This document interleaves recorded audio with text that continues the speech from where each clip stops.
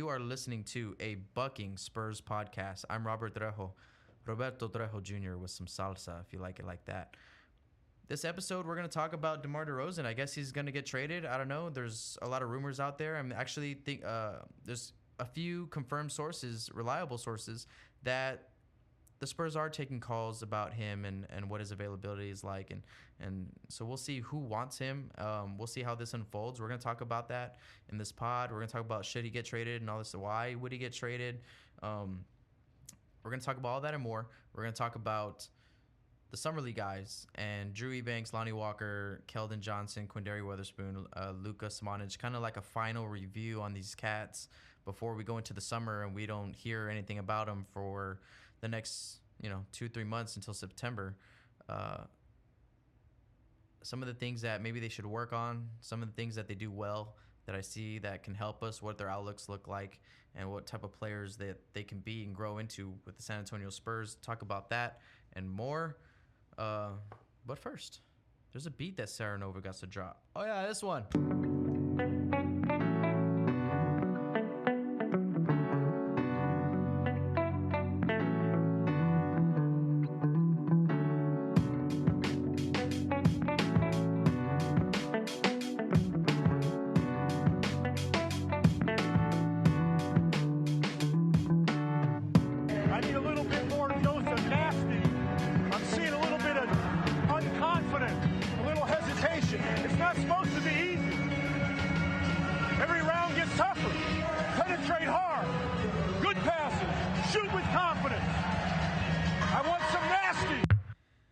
Okay, so we're doing a pod. I wanted to do a whole pod, and I probably still will. I'm going to get into it a little bit later about going over our young guys and what they need to improve on and what they showed in the Summer League. I want to get into all of that. But DeMar DeRozan is on the trading block, supposedly. Multiple sources confirmed it, that teams are calling, and I guess the Spurs are answering. But that's normal. Like when a call comes in, you listen. Good to know what options are out there. Are we going to trade him? I don't know. I don't see them. This is kind of weird. I don't see us trading him right now. We just kind of geared up for this next 2-year run. Why now? Did we just make a decision on that we're going to go with DeJounte, Derek White, and Lonnie Walker? Like, are we going to run with that at the guard spot? And is DeMar DeRozan expendable? I don't know. So we'll see. He's on the trading block. That's interesting. Supposedly that we're looking at trading him to the Bulls or to the Knicks that are interested in him. And I don't see what we trade him to any of those teams for, to be honest. Besides draft picks, because they're both going to be in the lottery the next few years. So I don't know. A lot of people right now on social media are talking about DeMar DeRozan, and a lot of people, it's mixed feelings. A lot of people like him and they love him the way he plays for us, and he had a fantastic year. A lot of people are saying, all right, I'm not surprised, get him out of here. Really don't care. Hearing a lot of those from Spurs Nation. So mixed feelings. My feelings are I'm not surprised. Honestly, my 2 episodes or 3 episodes ago, I talked about him. The episode was Spurs Wave. So I don't know. If we get rid of him, what are we getting back? I guess that's the question. I don't know. I think that if we trade DeMar DeRozan, then there's a possibility that, if we don't trade him for another All-Star to go along with LA and do this LA +1 All-Star guy, basketball that we want to play, then it might be rebuild time because we have pieces. It's not like we are rebuilding with just draft picks and unproven commodities. We have Derek White, DeJounte, Lonnie, Bryn, Keldon Johnson's ready to go. Quindary Weatherspoon is ready to go. Luka Samanic just needs time. So are we going to run with the young guns? I don't know. And then what do we trade DeMar and LaMarcus for? I don't know. If I had to trade anyone for DeMar DeRozan, and They were like, "Hey, DeMar DeRozan's calling is getting good value. What do you want? What do you want for him?" Well, there's really only two players in my mind. The first one is one that everyone seems to want, and that's Bradley Beal. And Bradley Beal makes sense because DeMar DeRozan, he gives us 21 points a game. Bradley Beal can give us 18 to 21 points a game for sure, no problem, on any given night. And he doesn't need the ball in his hands to do it. Much more Klay Thompson-esque, you know, where DeMar needs the ball and he needs to play make and all this stuff. And we have DeJounte coming back. We don't need a playmaker anymore, you know, like we just need 20 points a game, right, from a 2 or 3 guard spot. And that's where Bradley Beal can come in, and he naturally plays the 2, but we'll probably end up doing exactly what we did with DeMar and slide DeMar's natural 2 guard also. But, you know, we slide that guy down to the 3 and we're going small ball, right, with 3 guards. And that makes a lot of sense, you know. So that's Bradley Beal's one guy I wouldn't mind. Gordon Hayward's another one out there. Gordon Hayward is like a natural 3 small forward type player, and if he gets healthy, he can do a lot. He can play make. He can do really well in our system. I think he's a heady guy like that, and we can use him. I would rather have Gordon Hayward at the 3 spot than DeMar DeRozan at the 3 spot, to be honest. I mean, it just makes more sense. I mean, you have Rudy Gay coming off the bench, DeMar Carroll, and those are your 3 guys. You know what I mean? Those 3 guys going at it every day is something that I would like to see happen for San Antonio. But those are the only 2 guys that I would actually want. You know, I don't know. If we're going to do this LA thing again, so we got LA, LaMarcus Aldridge, right? And then we got Gordon Hayward. That makes a lot more sense than just because, guys, we have this young group of guards that are so freaking good. Keldon Johnson's going to be good. Like, everyone's going to be good. Like, Quinndari's freaking good. Like, there's not going to be enough minutes. There's not enough minutes to go around. And would you want to hang on to DeMar DeRozan for the next 2 years? Or do you want to develop some of these young guys like Bryn Forbes, who's had a hell of a year, and develop these guys with those minutes? It's a real tough question to ask, you know, because DeMar, it's nothing against DeMar. He played good, but the necessity of having DeMar with this young group, I don't know. I'd rather have Gordon Hayward or Bradley Beal. We posted, follow me on Instagram and all that stuff. We'll be posting stuff about DeMar. If something drops with DeMar, oh man, what a crazy ride this has been. I wouldn't doubt if this is just noise and it's just Spurs doing Spurs things and we don't change anything at the end of the day. I wouldn't be surprised if it was some of that, to be honest. So, all right, so we're going to keep it going. We're going to do a little bit on the Summer League and our young guys, so stay tuned. Okay, so now we're going to have Steven Garcia come in and talk about what he thinks Russell Westbrook going to Houston means. It's super hilarious. We were at South by Joy Island. We were getting a little tipsy, and here you go. We are going to take a quick break just to remind you guys that a Bucking Spurs podcast is on iTunes, Spotify, Google Play, iHeartRadio, and now on Stitcher Podcasts. Wherever you get your podcasts, you can find a Bucking Spurs podcast there. Don't forget to rate and comment and subscribe. That really helps us out. Go ahead and follow us on Instagram and Twitter and Facebook. And as always, go Spurs go. Now back to the pod.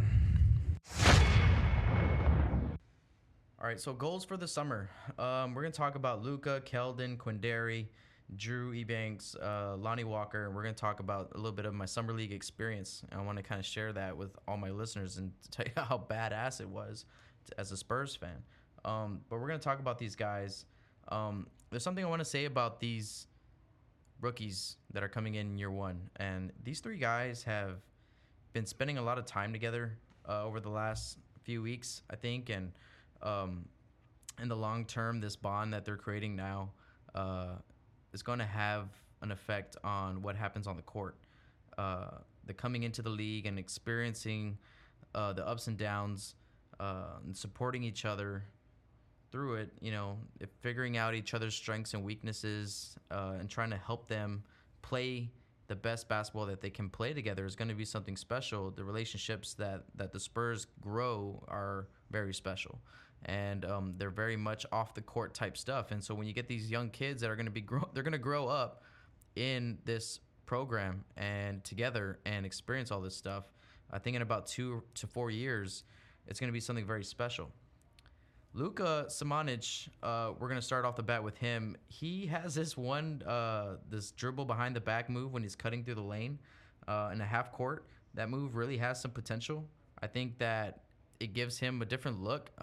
If you saw summer league games, you saw him do that little catch the ball, give you one jab this way, meaning I'm gonna fake you right, and then he's gonna take one dribble to the left and then put it around his back and try to penetrate the lane. And I think that's a sick move. And if he can get that down, he's going to be a hell of a player. That's just showing what he's capable of doing.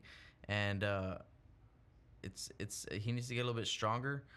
It can be a deadly move, and when he understands how to finish at the rim at this level and how to pass off that dribble, to be honest, because Manu would be able to boom get by one defender and then kick out to an open shooter and really play make.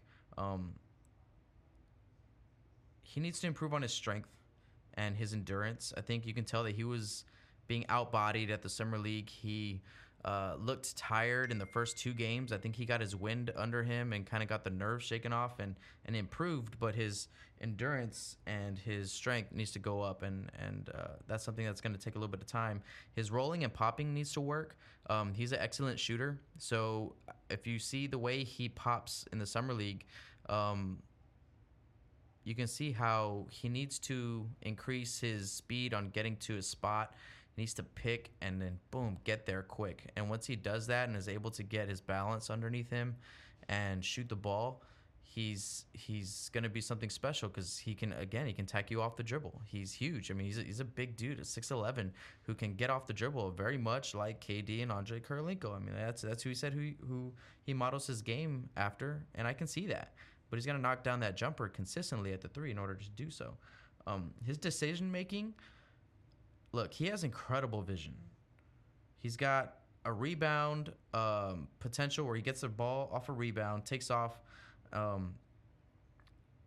was this one play. Okay, so there was this one play in summer league. I think it was against Phoenix, where he got the rebound, took off. Right, he took a dribble, took a few dribbles, got down court, sized up his guy 1-on-1. Right, so he sized up his defender and attacked him with the spin move, and kicked the ball out to a wide open shooter and knocked down the three. I mean, like, that's something to go coast to coast like that as a big man is special. And his decision making, he showed very good qualities and then kind of poor qualities. He's getting used to the spacing. He can drive and dish with the bigs, which is great.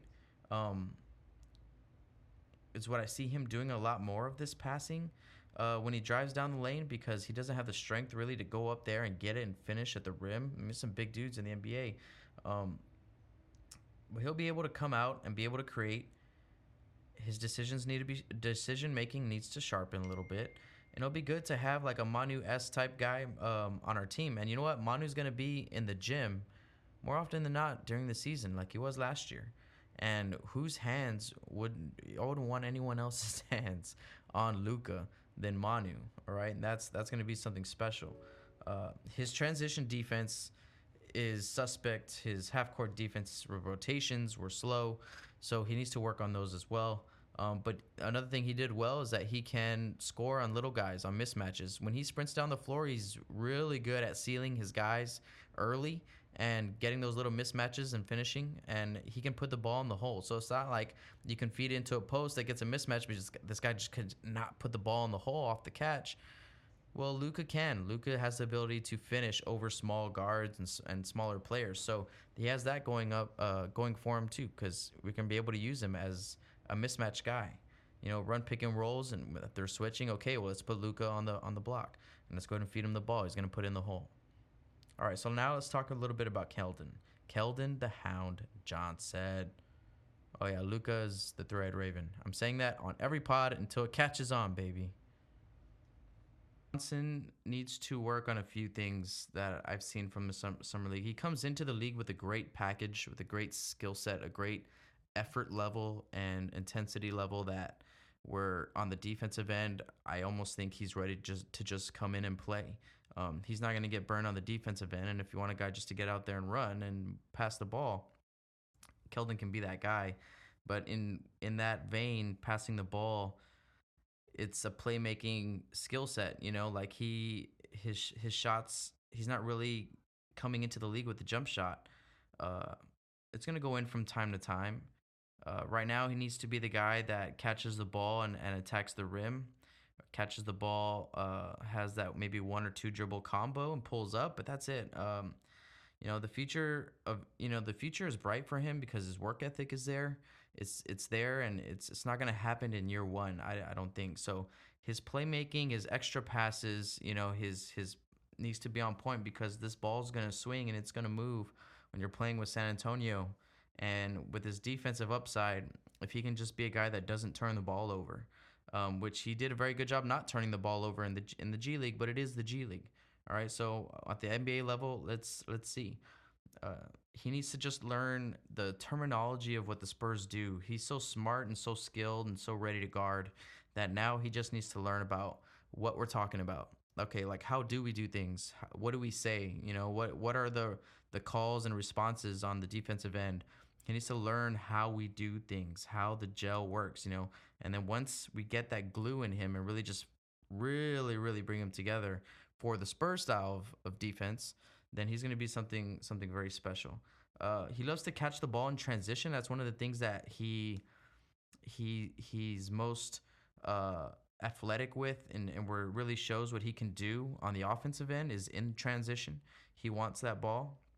He really likes to test his defender on the move. Does it before the defense gets set. He wants to use that momentum of that transition break behind him, and when he uses that and attacks the rim, he's an excellent finisher, and he's strong. He can really cause some damage on the way to the rim. Either finishing or going to the free throw line. Type of guy. He's the type of guy that calls the huddle together. Like in the G League, he's like, because in the Summer League, Luka, Keldon, and Quindary didn't play with Lonnie Walker, who has that leadership. And Keldon had a lot of that leadership. He would bring those guys in together in the huddle, and he would, or after dead balls or before free throws or whatever, and he's pumping guys up. Like he's a hound, man. He's a dog. Like he wants everyone to be on the same page as him defensively, and I think that's something special. He's a dog that wants the pack to be strong too. I like Keldon. I like Keldon a lot. I think he's gonna play. Let's talk about Quindary.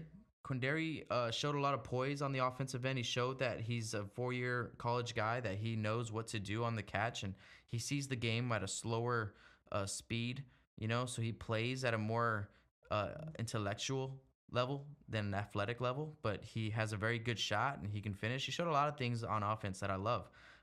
Some things that he needs to work on is maybe his defensive rotations, the communication, and his one-on-one defense. I think just all defensive in general. Not that he got beat, because he didn't, and he's a very good help defender. There was a lot of times where people were getting beat and he was there and help, ready to make a play on the ball. But unlike Keldon, where Keldon is great off the ball and on the ball, Quindary needs a little bit of work. His one-on defense needs a little bit more seasoning, with the San Antonio Spurs salt that they're going to sprinkle over him, as he cooks for the next few years. He has the ability to finish, man. I mean, this guy can really create. He has vision. Even at the G League, he looked a little bit too. At the Summer League, he looked a little bit too easy for him. But he, while he's spending most of his time in Austin, because I think that's where he's going to be, I can really see him going through a Derek White curve where, they really do a great job in Austin. And I can see them giving the reins to Quindary and saying, all right, this is going to be your team. This is your team. You might not be here every game, but we're going to focus on creating an offensive scheme that's going to speed up the transition of the learning curve for Quindary. And he's going to dominate. I can see him being a huge part of what he does. I can see him being a huge part of what we do in the future when we move away from Patty Mills and Marco at some point. I can see Quindary being a guy that's stepping into those roles for us, coming off the bench at guard. Okay, let's talk about Drew. So Drew has a low-key monster leap. I don't know if you've ever noticed that, but he can really bounce when he gets off the floor, and when he bounces and he's all the way up there, he can finish. He can finish at the rim. His lob potential is really high. I feel like he needs to work on his pick and roll game and his finishing off the catch because, when he catches the ball on the block, Drew Ebanks is a hell of a low post scorer. I think he has good moves down there, or off the rebound, right? But when he needs to work in space off a roll pass, or off a lob, that's the next stage of his game. His jump shot is also there. Like it's a small little plant. The plant has sprouted for Drew with his jump shot. We got to see it grow. Um, he he needs to work on his fouling. Maybe. I mean, he's a hell of a defender. Hell of a defender. He needs to be on the floor, and to be a elite defender, that takes learning how to stay in the game. And so Drew needs to defend without fouling. And once he has that down, Jesus Christ, his chase down blocks are unbelievable. Um, Other than that, Drew had a hell of a summer league, and I really want to see Drew. If Drew is not on our roster, I'm gonna be very sad. I'm gonna be very sad because this is a guy who's earned it. This is a guy who showed right now in the summer league that level of playing in Austin is already too easy for him, and he needs to be challenged. And I think the NBA level is where that's gonna happen. So Lonnie Walker is where we're gonna finish off, and we've been talking about him for the last few episodes, because we're all really excited to see what he's gonna blossom into. He can catch and shoot. He's deadly off the dribble. He doesn't shoot a lot of threes, but it's because he's so good at the pull up jump shot off the dribble and finishing at the rim. And oh my God, does he finish at the rim? That's why he doesn't shoot a lot of threes. And at some point, he will need to, just like DeMar DeRozan, and it's only going to expand his game. Um, and not only that, a 3-point shot is necessary for San Antonio, and we don't shoot a lot of threes, but the threes that we do shoot. See, in the nature of the San Antonio Spurs offense, there will be plenty of times where at the end of a rotation of the ball, right, on offense, the ball gets swung around, penetrated, kicked out, and it ends up in the hands of a wide open shot, either in the corner or on the wing. You're going to have to take that shot and need to knock it down consistently, to take minutes away from anyone like Bryn, Patty, or Marco, at least this year. And we're expecting Lonnie to play this year. So in order to him to get those minutes, that 3-point shot's going to have to be there, at least off the catch. That, you can't attack the rim every time. And sometimes the way the offense has worked, we've just worked really hard to create a 3-point shot opportunity. And we got to have a guy that can knock it down. And I think he will. And he showed in Summer League that he can hit the three, but his game is more attack off the dribble, and that's fine. It's just going to see how we use him. But if he wants to take that next step, maybe like at midpoint through the year, he's going to have to knock down that three. Okay, so the Summer League experience, man, oh my goodness. Like, it was so much fun. If you're a lover of the game of basketball, I suggest if you're going to take any trip throughout the year and you want to go to Vegas during the summer when the Summer League is there. Because you know how it is, like when you go to a NBA game, at least for in San Antonio, you can't sit anywhere from where your ticket. The ushers there are on point. Everyone in that gym all the ushers and security are like hunting down people who are not supposed to be in their seats. They're almost too good at it. And it's very restricted. It's a very restricted environment when it comes to being in the gym, which is good. That's a good thing for the NBA. But the Summer League is the complete opposite of that, man. Like, everybody is just walking around. Like, you're seeing legends come out of the restroom, the men's room. Like, straight up.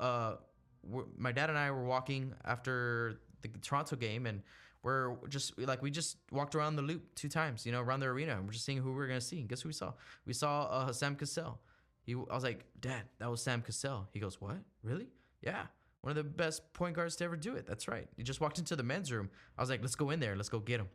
Let's go see if we can get a picture with him in the men's room, right? No, we waited for him to come out and kind of just caught him. And the dude was nice enough to take a picture. My dad's a huge Sam Cassell fan. A little bit more in his time, remembers him from the Houston Rocket days and the Minnesota days and things like that. So that was special. Check out that opportunity. We fucking bumped into an NBA legend.